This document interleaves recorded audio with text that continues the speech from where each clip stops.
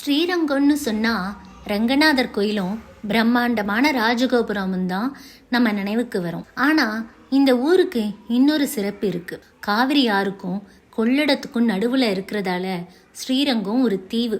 S, இது ஒரு island. அதனால தான் இங்கே ஆடிப்பெருக்கு ரொம்ப விசேஷமாக கொண்டாடப்படுது.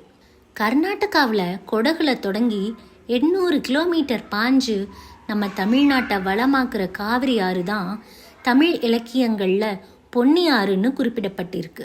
இந்நேரம் ஞாபகம் வந்திருக்குமே, ஆமாங்க, பொன்னியின் செல்வன். இந்த கதை ஆரம்பிக்கிறதும் இந்த ஆடிப்பெருக்கு காலத்துல தான். கர்நாடகாவில் குறுகலா ஓடுற காவிரி ஒகேனக்கல்ல தாண்டி ஸ்ரீரங்கம் வர்றப்ப நல்லா அகண்ட காவிரியா இருக்கு. இங்க பாலத்துல இருந்து பார்த்தா ஒரு பக்கம் மலைக்கோட்டை, இன்னொரு பக்கம் ராஜகோபுரம்னு பார்க்கவே கண்கொள்ளா காட்சியா இருக்கும். இங்க படித்துறை பேரு அம்மா மண்டபம். ராஜகோபுரத்துல இருந்து 2 கிலோமீட்டர் தூரத்துல இருக்கு.